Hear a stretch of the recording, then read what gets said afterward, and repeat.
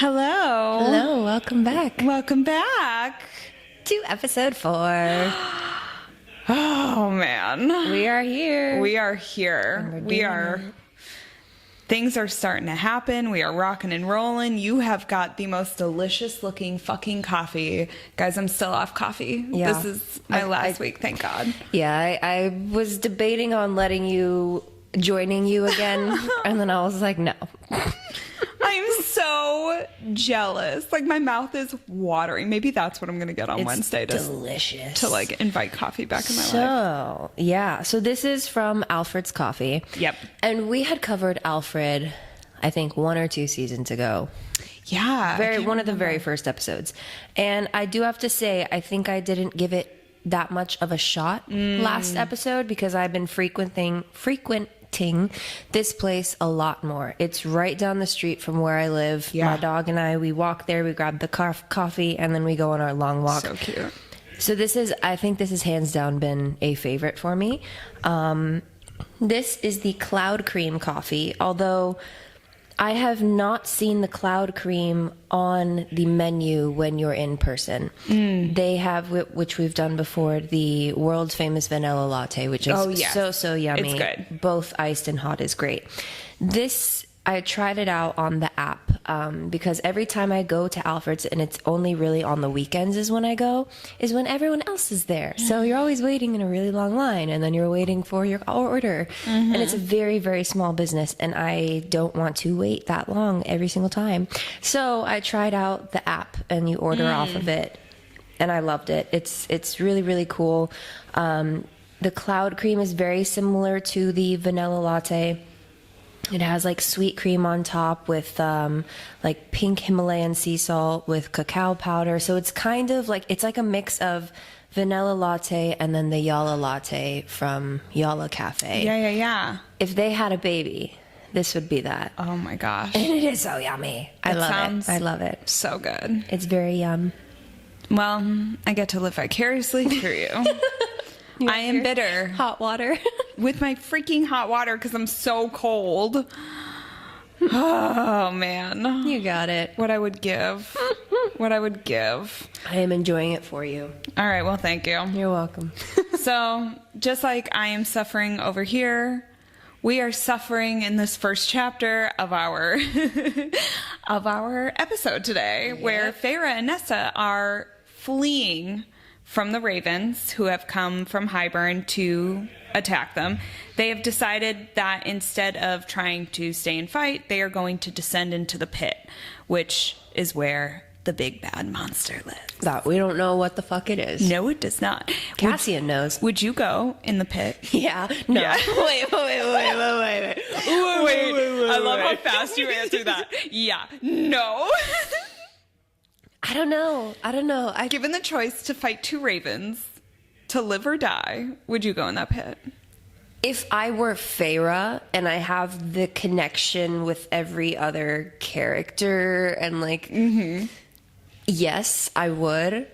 But if I were Riss and if I were me, fuck no. I know. I'd probably die book 1. I like to say that I'm going to be the brave heroine who like will stand and fight those battles that all the female main characters in our books do, but there's no fucking way. No, not a chance. Like, I literally pee my pants. Like, I don't know how these women in these books don't pee themselves. Well, their bowels get watery. So maybe they do. They maybe don't that's go what one, they go bowels 2. watering means. No, it's so funny because like I've had the talk of like apocalypse happening. Like, babe, do you think you would survive? And every time I have this conversation with my boyfriend, he's like, sweetie, I love you so much. But I really don't know. And I'm like, well, I would hope to have more confidence after reading these books. I think I would be okay. I don't know how long I would last though, but yeah, I don't know. I don't know either. Yeah. Would you jump? I don't know. If Big Bad Cassian can't stay down there and can't talk about what he saw, I don't know if I could do it. Yeah. I have a hard time saying yes to jumping off of things into water. So like, let's be real. Am I going to go straight into a pit? Oh Probably not. Probably not. I might just face death at that point and be like, Well, Here we are. here we are. we did our best. Right. So anyways, Farrah decides she's not going to see what happens. She's going to go into the pit, come what may. They follow her. They're taunting her the whole time. They get down there, and they tell them how the youngest queen had actually gone into the cauldron. So they reveal this. They reveal that she came out, she went in a young woman. She came out a withered crone. And that's when they realized what Nesta took and that the cauldron will no longer work. So they do reveal that story. So they're walking down, they're taunting. That's when Farrah comes to the realization that, they're ravens from Hybern. Oh my God, Elaine told me about this. I knew about this. And she goes, that's interesting. I'll clock that for later. And they keep on running. Yep. They get to the bottom of this pit, and it is pitch black. They can't see anything. So they get to a point, they're running, and the ravens are closing in. They're getting too close. So Farrah sends Nesta away. She says, leave. And Nesta immediately is like, no. She does try to stay with Farrah for a second. And Farrah's like, leave, run. And eventually Nesta does. And then Farrah somehow, some way, pushes over one of the library bookshelves with all that strength that she has, because those things weigh a fucking ton. And she collapses them in front of the way that Nesta ran out so that the ravens can't go. Mm-hmm. So now she protects her own sister, leaving herself to fend for herself. Yeah. Another thing that this I probably would do if it came down to me or my sister. If there was something that I would do or someone that I love, I would for sure be like, you go. I'll stay and cry and die. And eventually Farrah turns around and she can hear them. She can't see anything. And she's begging and pleading for someone to save her, for someone to help her. And she hears this voice out of the darkness from behind her just be like, and hello, start talking to her. Yeah. And it asks her if she is actually the High Lady. And she is like, I am. And now these ravens are really, really close. And Farrah goes, please help me. And it says, what will you give me? And Farrah's like, what do you want? And she's like, well, I heard that you are looking for the bone carver and you are willing to bargain with him. And I would like to learn of the wind and the sea. And I would like for someone to tell me about the world outside of here. I just want company. Which this big bad monster only wants company? Is that it? Honestly? And so Farrah says, okay, it's a bargain. She feels this odd little searing thing on her forearm. Doesn't really note it yet. And then the voice asks, do you want me to kill them? And Farrah's like, yes. And then it tells her to close her eyes. I love that it's protecting her at least. And as she closes her eyes, in flies our bat boys to save the day a little too late because Farrah's already made this bargain. Yeah. And this thing has already started killing these soldiers. So Cassian grabs Farrah, gets her out of there as Reese throws himself into whatever is happening in that situation. And they all get to safety. Reese comes out and is alive, thank God. Yeah. Question. Yeah. Would you make a bargain like that? I mean, if it were my life on the line like that, yeah. And especially with how rushed it was. It was okay, hi, I need help.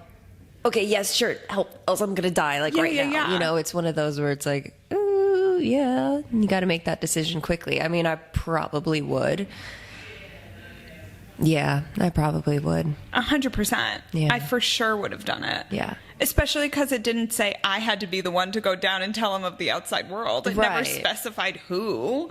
Of course, that's an easy decision to make. Yeah. You're going to save my people? Thank you. Right, exactly. You save my life? Okay. Yeah. Yeah. I'd do it. I'd do it too.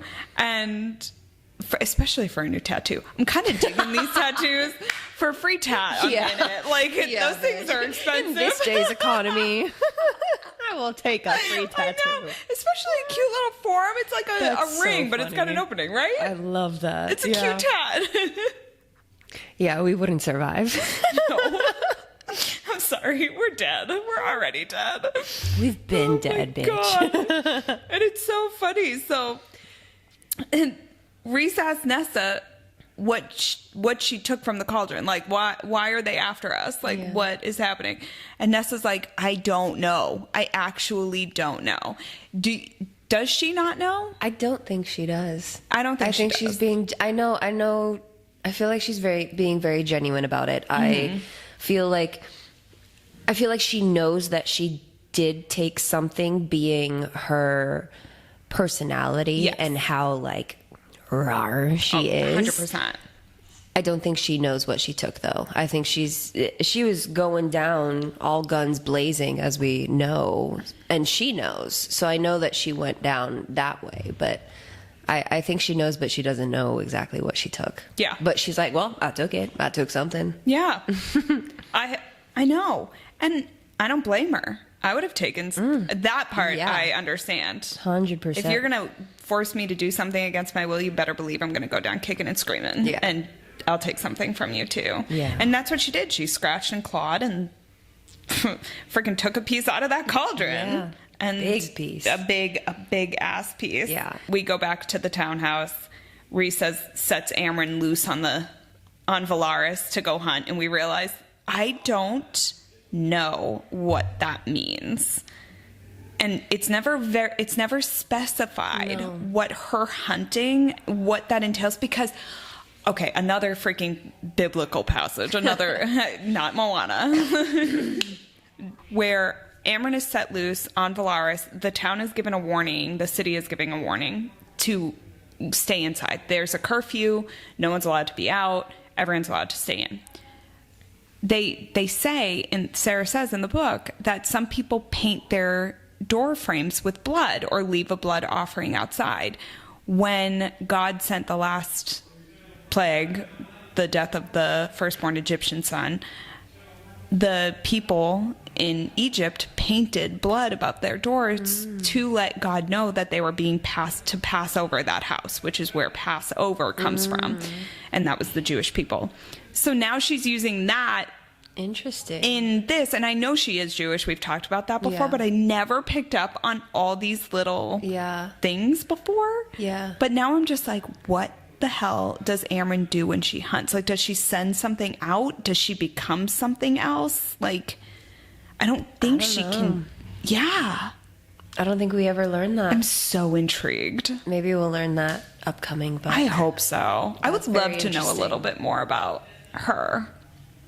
Yeah. Anyways, that got me. I was just like, that's crazy. And everyone's in this townhouse preparing for this, and Elaine says the queen might come help us, the one who was cursed.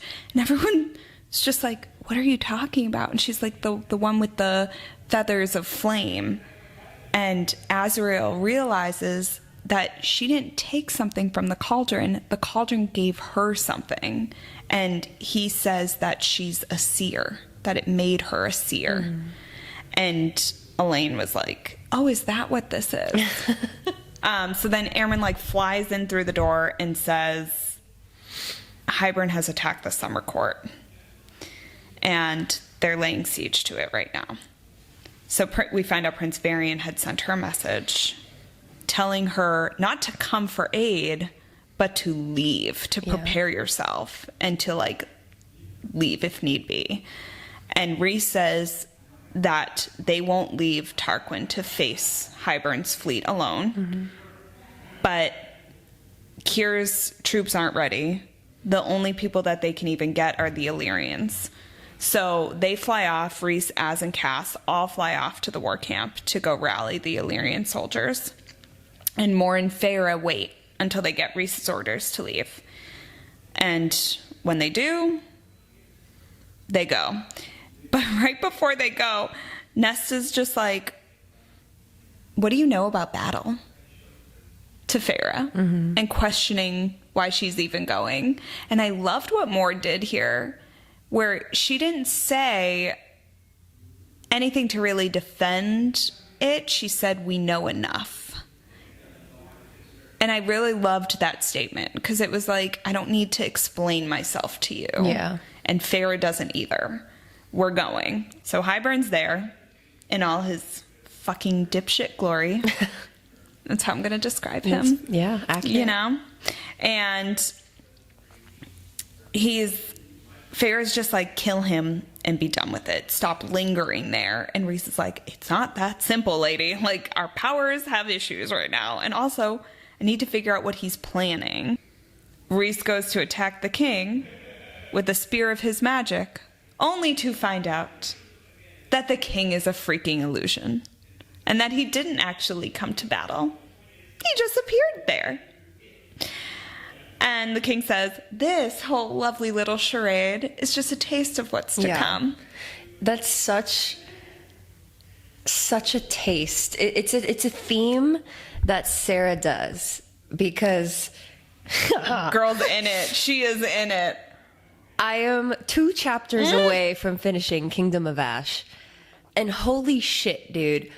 I'm not going to spoil anything, but that is illusion is a huge theme for Sarah, at least in what I've read so far in ACOWAR and Throne of Glass series. So I'm very curious as to what that looks like in Crescent too, if that is one, because I'm sure there is. But anywho. Oh.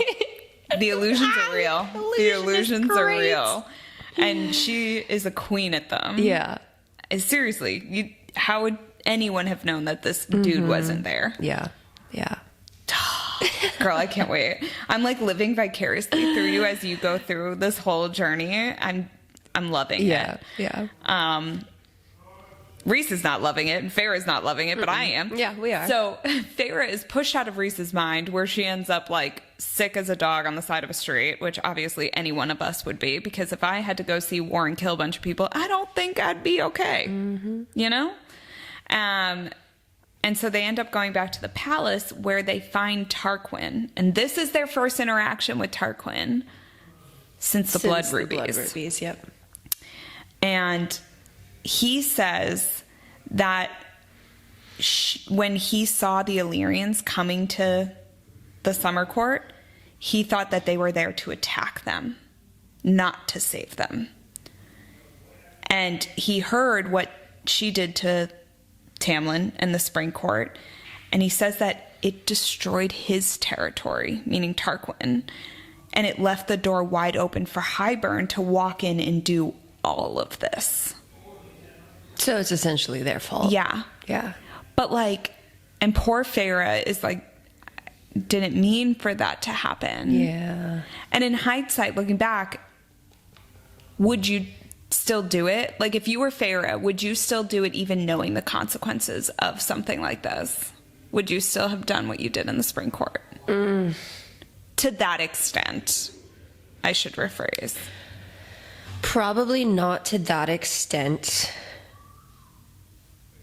I don't know. It's a tricky question, because it's like they wouldn't be where they were today, and things in the future that we haven't covered yet will happen that would not have happened if this didn't happen. So I don't know. Yeah. I like let's have my answer be not to that extent. Yeah. I still would have done it if I knew that this would be the outcome of Summer Court. Yeah. I don't think I would have the heart to do that, but I would still want revenge on Spring, or maybe not so much focused on like Spring Court as a whole, but just Tamlin. Of like, okay, what can bring Tamlin pain? But yeah, as we know, what brings him pain is, well, many things, but in this case, the destruction of his Spring Court is what would destroy him the most. So it's like, it's a double-edged sword. It really is. I don't know. And it's one of those things where it's like a domino effect, or you do something and you have no idea what the outcome is, but looking back, there's no other way that it could have been done. Yeah. And regardless of the consequences, I don't think there is any other way that Farah could have accomplished what she did in the spring court that would have led to this moment. Right. Like, it had to be that way. Yeah. It's such a hard thing. And poor Farah, she is like, oh my God. She goes, I never meant for that to happen. And Reese shows up at that exact moment, obviously, because of course, perfect timing. And he says that it's Hybern who chooses its actions, not us. Like, we didn't choose to do this to you. Yeah. Hybern did. Accurate. Yeah. Accurate statement. And Reese says he didn't have a choice. And in any of this, and stealing the book and doing all this, it had to be done because he knew what was coming, and he had to prepare as best he could. Ugh, what a logical way of thinking. I know. And it's so, and poor Tarquin is in his emotional state, which obviously he can't see it from any other perspective yet. Yeah. But hopefully when he calms down, he's able to look at the big picture and be like, okay, I can understand at least, maybe, Yeah, because, I mean, like we said last time, war makes you do crazy things. And this just happened to be the most sane, crazy thing that had to be done for the longevity of everyone's life. Exactly. If we find everyone, will it be enough? Yeah. Like, if we can get Vasa, if we can find Miriam and Draken, if we can do all that, will that be enough? And Reese is like, it's going to have to be. But he doesn't seem convinced. I don't blame him. I'm not really convinced. So then there's a really good smut scene where Farah decides to give Reese something in the middle of a war camp. Just to relieve some stress. And thankfully Reese has magic to put a shield around said tent. Yep. But I'm still like, would I ever do that in the middle of a war camp? You wouldn't? I don't know. I think I'd be a little self-conscious. I don't have a sound shield. You know what I mean? Okay, yeah. And like with a lot of tents, I've been camping. You can hear everything. I'm just saying. Would you? Yeah. Okay. Fuck yeah. I think if the I wouldn't moment even called use for the it. shield. Yeah, well, what if you didn't have a shield? Then you wouldn't care. Okay. Yeah. Maybe I'll live a little. Live in Hawaii. Girl. Wink, wink. Wink, wink. Intense. Anyway. Okay. Whew. Stop. All right. I can't get back on track yet. Guys, she's going on a solo trip to Hawaii next week. And I'm so excited for her. I'm so excited. And she's going to live. I'm going to her live. life. My life. Without a sound shield. Period. We won't get into detail there. Anyways. So as we segue into our fitness side of things for today's episode, we have a couple questions for each other and then for you guys as well.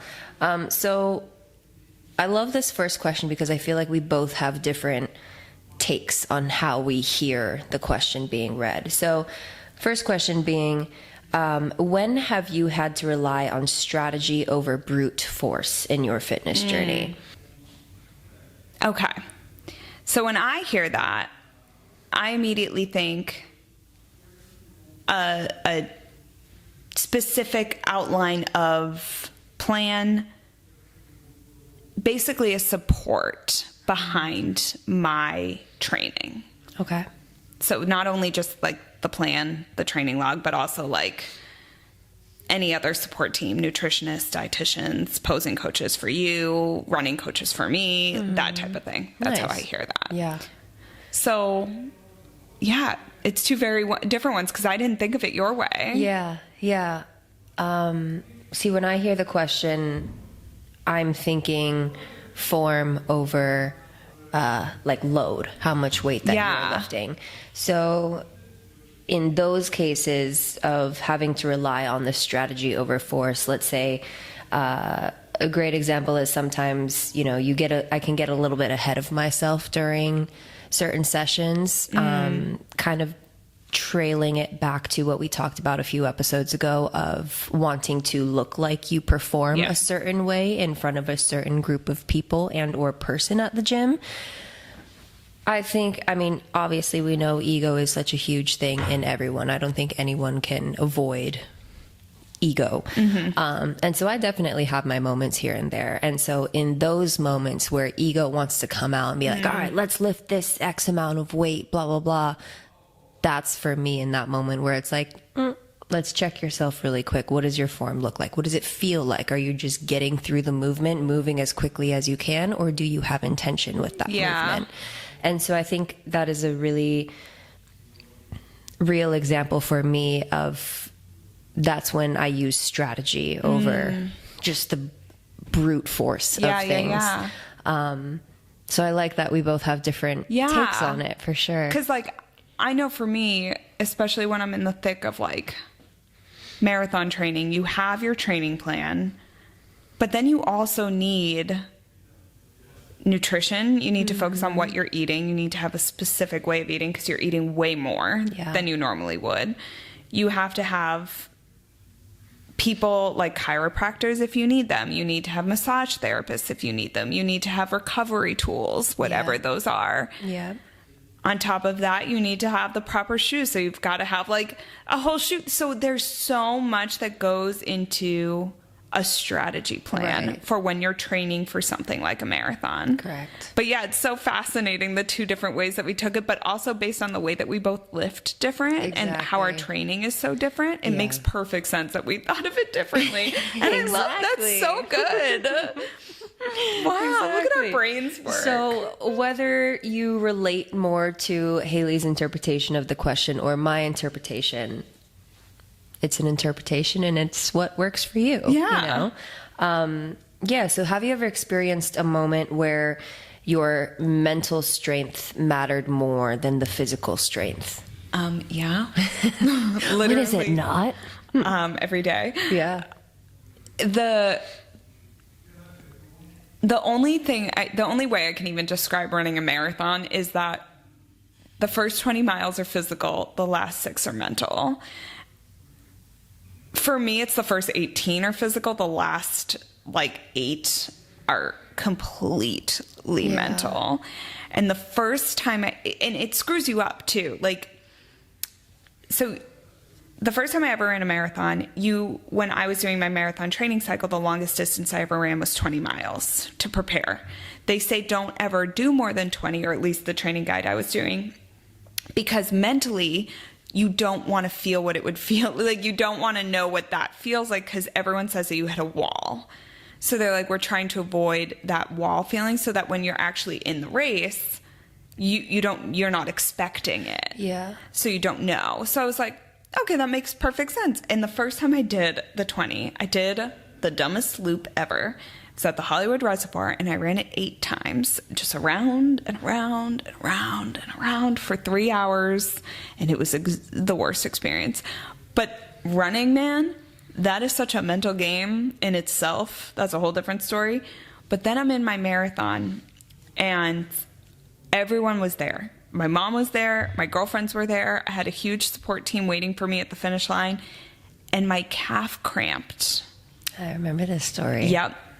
At mile like 21, and I still had 5.2 miles left to go. So now I'm run walking the rest of the way, and I'm crying, and I'm in so much pain, but I knew what was waiting for me, and at that point it was no longer physical, it was all mental. Like I had to just keep telling myself. And at mile 20, like I think I had just hit 26, like I had 0.2 miles left. I could see the finish line. My calf officially popped out of my, like it seized to the point where you could see the muscle outside of my leg.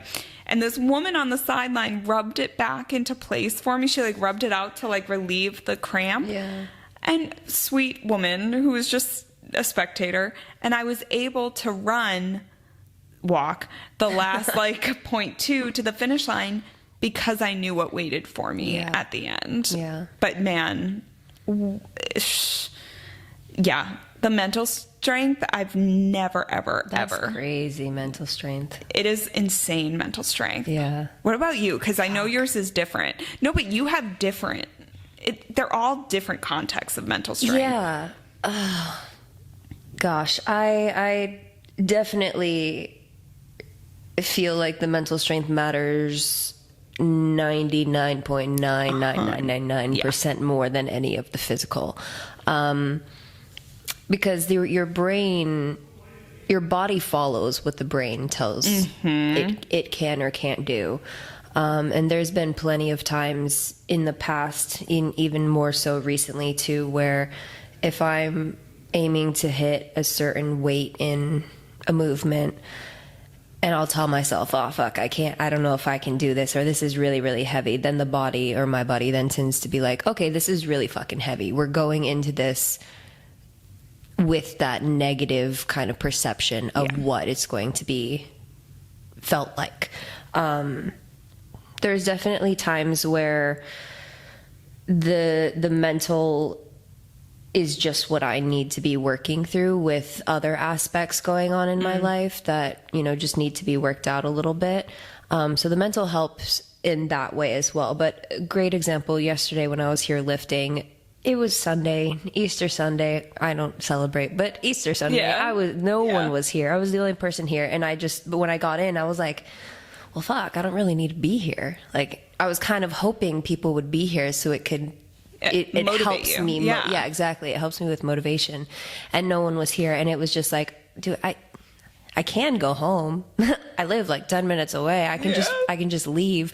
But it was the conversation I then had to deal with myself of, no, you have a long-term goal that you're trying to achieve.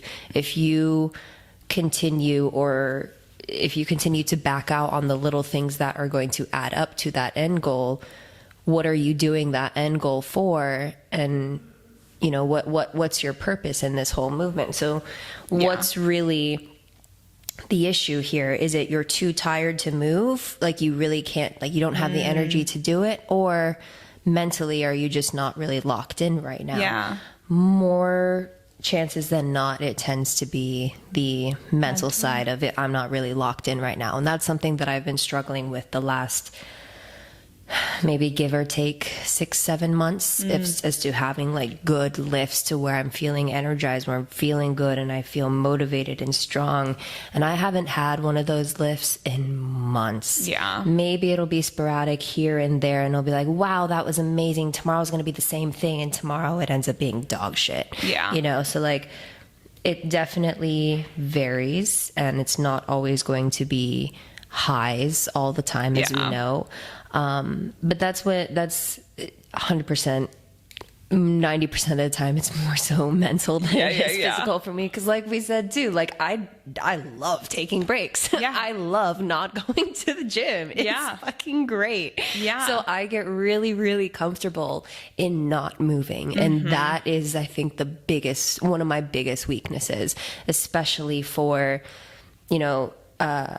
next year I'll be competing in my first bodybuilding show. So it's like all of this year matters. Yeah. Matters a lot. Even if I tell myself some days where it's like, oh, okay, you can actually take the day out because you don't even have a show date yet. It's just next year. We're going to go on prep around this month time. But that's when I'm like, do you want to step on stage? If your answer is yes, great, fucking get to work. If not, all right, don't waste your time. Don't waste your money. Don't waste people's time and money that they're helping you to achieve this goal too. So it definitely varies. But like yesterday's lift, there was, and I have it on video too, because I was filming myself. I was doing Bulgarians, of course. The worst exercise. The worst. To Talk mankind. about mental strength. Whew. I fucking hate Bulgarians. I do too. And I'm doing it, and I was on like rep 6 on like my third set left leg. So finish lines right there. And I was like, okay, 6, one more. Okay, 7. Okay. And then be like, don't fucking give up. And I literally, in the video, you can see me telling myself, don't give up. Don't be so quick to quit. Stop being so quick to fucking quit. Love that. And I heard that somewhere. I love that. I think it was one of my bodybuilding coach. She posted a video of another girl doing her reps and she was ready to fail. And she was like, don't be fucking quick to quit. And I was like, I love that. That is so good. Love that. I'm gonna Thanks, use Cassandra. It's fucking great. So yeah, it's don't be quick to quit, Don't people. be quick to quit. Yeah. Farrah wasn't quick to quit. Not at all. She especially had people she leaned on. Oh, God. Please. Or, Right. in more ways than one. So, last question for us then. I can't. As we've talked about recovery in the past, what does recovery look for you and I right now? In this moment, in this time in our lives, what does recovery look like, either physically or mentally? And or both. And or both. I mean, it's no secret. I'm not great at it. I will say I did nothing yesterday. Amazing. Nothing. Amazing. And do you know that every time I kept being like, I should go out for a walk. I should go do something. I was like, why though? I don't want to. So instead of a walk, it was beautiful. I brought my little rocking chair on my patio out into the sun, and I just laid there. Oh, and I was like, great. this is getting sun. I don't need That to be on counts. a walk to get sun. I can just lay in my rocking chair on my patio and then work on some stuff that I had to work on outside in this beautiful weather. Yeah. Instead of forcing myself to go do something that I'm really not feeling today. And even today, I'm still not I'm not in my normal routine right now, so things are kind of funky. I'm not as strong as I usually am. And I've had to modify a lot of things. And even that I usually like berate myself about. But today I just lifted, and after my lift, I was like, I don't really want to do any cardio. So I didn't. Yeah. I like walked on the treadmill for 10 minutes, like answering text messages, and then that was it. Yeah. And if you know me, I love my cardio and I love my Stairmaster. I didn't want to do it today. And that's okay. And recovery's looking all sorts of different ways for me in that sense. And mentally, I'm taking the biggest recovery of it all next week when I go on a solo vacation. So, which I have also never done a trip this big, but I know that I need to be in nature. I need to be surrounded by nature and trees and water. Yeah. And if I'm not, I tend to get a little funky, and I've been feeling a little funky, and this trip could not come at a better time. And that's something like I tell everybody, I'm like, if you're not feeling good, like fresh air, trees, ground, ocean, beach, sun, it can change your mental state so quickly. And I firmly believe everyone should take little mini trips as often as they can. Yeah. Because it really does a number for me. Yeah. But yeah. No, yeah, I agree with that. Right now, for me, recovery is pretty lame. Like, nothing crazy is happening. I'm just resting on my rest days. In the past, I used to do like active rest days, and then it wasn't until that I told my nutritionist I was. And God, I love Alicia. She was like, bitch, that's not fucking resting. Like, if you're going, because I was doing like an active rest day doing Pilates, and she was like, that's not resting. Yeah. It's still Pilates. So ever since having that conversation with her, when it's my rest day, it's like great free range to be a couch potato and to absolutely rot in my bed.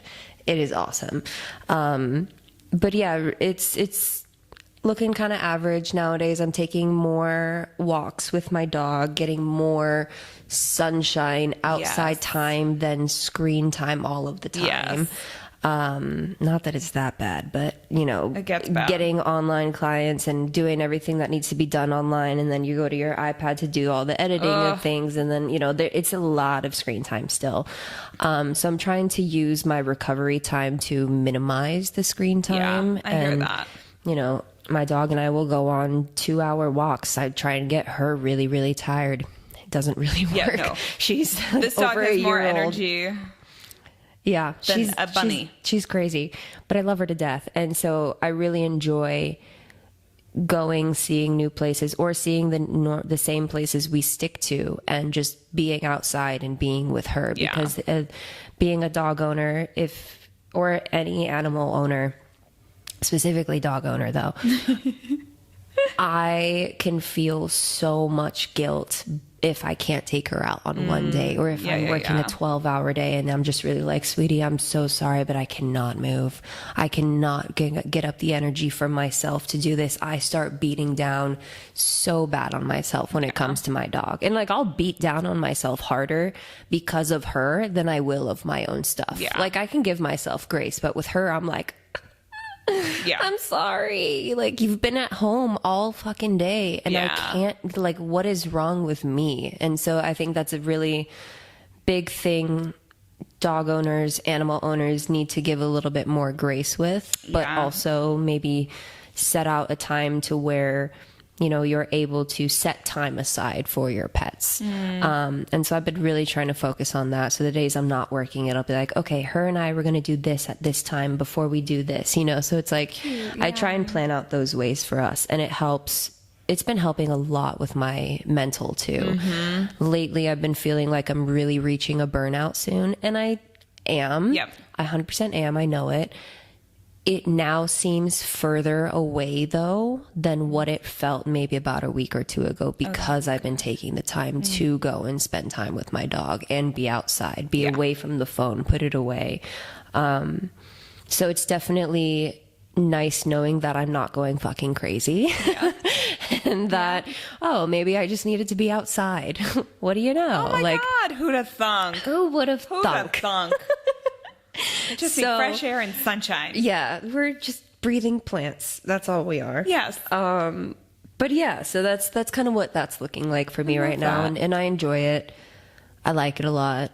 It's easily manageable, and it's helping, which is really good. Oh, that's wonderful. So yeah. So now, the questions we have to you guys. Ooh, yes. I'm very excited. Let them know what they are. Let us know at brewsbooksbarbells@gmail.com, or feel free to comment it on our posts or DM us on Instagram at brewsbooksbar. What's our pod? Brews Books and Barbells. Brews Books Barbells. Yes. Guys, I'm like, what the fuck's our tongue podcast twister. called? Say it 5 times fast. No.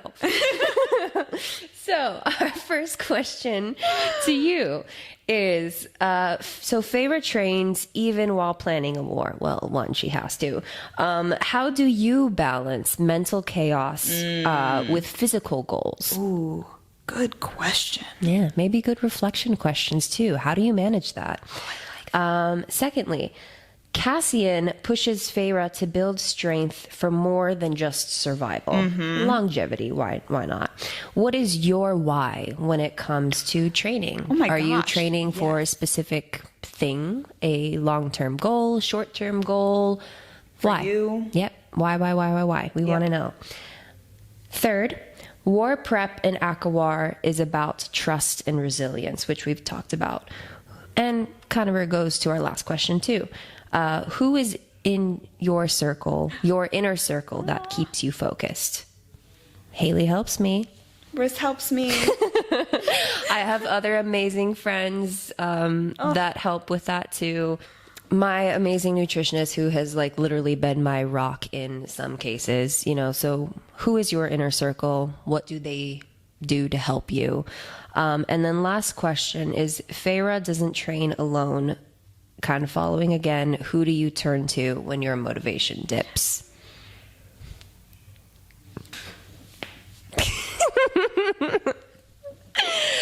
Please let us know. We would love to hear from you guys. Again, the email is brewsbooksbarbells@gmail.com. Instagram, Brews Books Barbells. Follow us, please. Yeah, show us some love. Yep. Let us know. Yeah, like and subscribe on all platforms for the podcast too. Yeah. And yeah, we won't be around next week because I will be on a beach. She will be in Miss Hawaii. Sorry, guys. I will be there. But check back in the week after, and we can't wait to see you then. Yep. We will see you soon. Bye. Bye. I went to go kiss, and then I stopped.